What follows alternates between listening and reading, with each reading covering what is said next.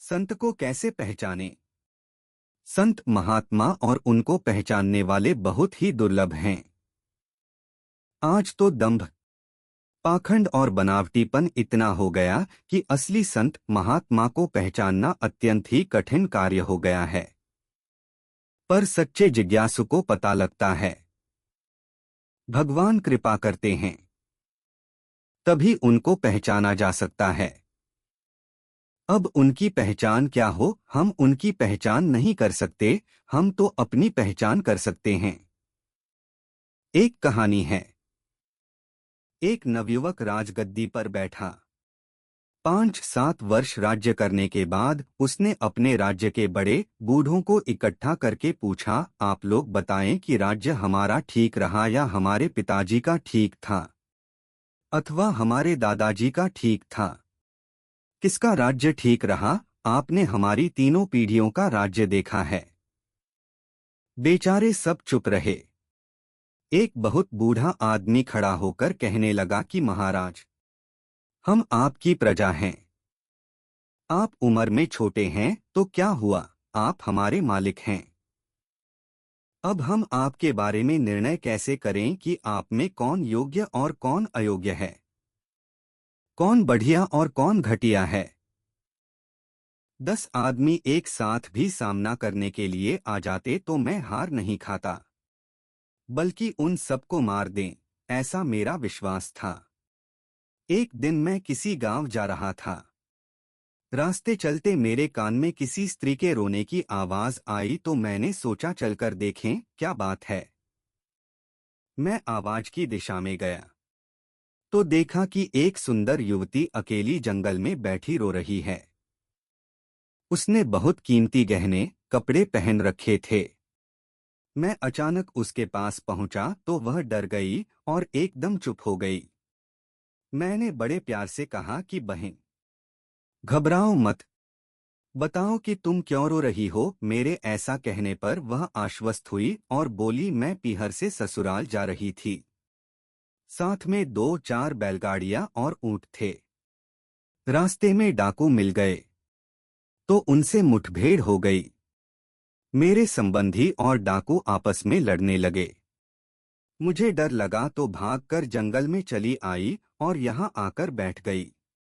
अब उनका क्या हाल हुआ, यह तो भगवान जाने, किंतु मैं किधर जाऊं, यह भी मुझे रास्ता मालूम नहीं है। मेरा जन्म गांव तो दूर रह गया, लेकिन ससुराल गांव पास ही है, ऐसा अंदाज है। लेकिन मैं जानती नहीं क्या करूं, यह सोचकर रोना आ रहा है। इस तरह कहकर उसने मुझे अपने ससुराल का पता बताया। मैं उस गांव को जानता था, इसलिए मैंने उससे कहा, बहन तुम चलो, डरने की कोई बात नहीं है, मैं तुम्हारे साथ हूं। पूछने पर उसने अपने श्वशुर का नाम कागज पर लिखकर बताया। मैं उसके श्वशुर को जानता था, इसलिए उसे उसके ससुराल ले गया। रात हो चुकी थी, सब लोग तरह तरह की चिंता कर रहे थे। वे लोग बहुत दुखी थे, क्योंकि बहू के शरीर पर गहने आदि बहुत थे। बहू को सही सलामत पहुंची देखकर सबके मन में प्रसन्नता छा गई। उस स्त्री ने अपने घर वालों से कहा, इन सज्जन को मैं पिता कहूं या भाई कहें।